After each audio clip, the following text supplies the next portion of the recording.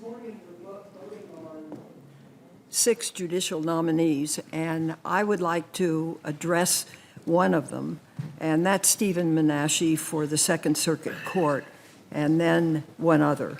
Mr.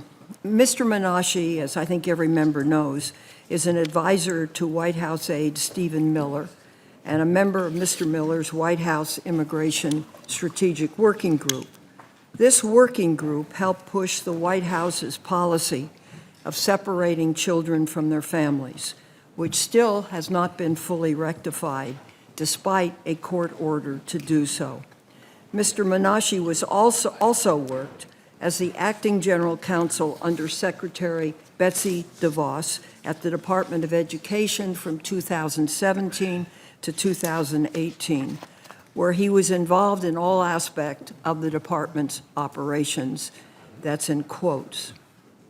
During Mr. Menashi's tenure, the department pushed new rules on campus sexual assault that the administration's own analysis concluded would dramatically reduce the number of sexual assault investigations.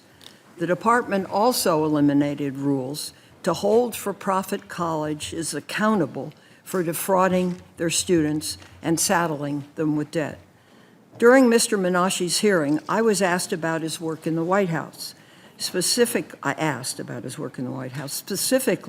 I asked if he had worked or advised on the administration's family separation policy. He refused to answer. I gave him another chance in written questions for the record. He still would not give a straight answer. Mr. Menashi also refused to answer written questions about whether he's worked or advised on matters relating to the whistleblower complaint and President Trump's call with Ukraine's president. Importantly, none of these questions asked him about the substance of his advice. A number of us, on both sides of the aisle, expressed frustration at his unwillingness to answer basic questions about what he has worked on in the Trump White House. His refusal to answer these questions really makes it difficult for us to fill our constitutional role to advise and consent. Mr. Menashi's earlier career is equally troubling. He has a long history of attacking those with whom he disagrees.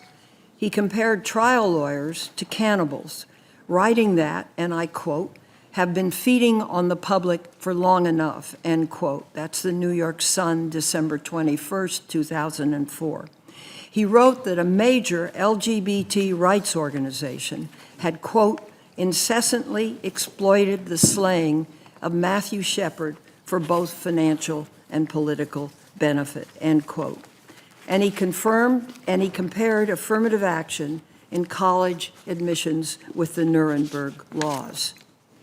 I also want to note that it came to light regarding Mr. Menashi's record just last night, thanks to reporting by the New York Times. Late yesterday, the New York Times reported on a legal memo that Mr. Menashi authored while general counsel at the Department of Education. In that memo, he argued against allowing debt relief for students who had been defrauded by for-profit colleges. This memo was used to support the Trump administration's decision to roll back the Obama administration's decision to afford these students relief.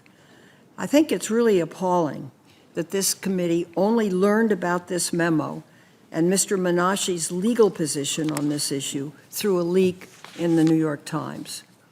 During his hearing, he was asked multiple times by multiple members to explain topics he worked on while general counsel at the Department of Education and while in the White House. He refused to do so, and in questions for the record, he remained evasive. I think the committee cannot meaningfully, quote, "advise and consent," end quote, on lifetime appointments to the federal judiciary if nominees are allowed to evade legitimate questions about their records. So this is another reason why I urge a no vote on Mr. Menashi's nomination.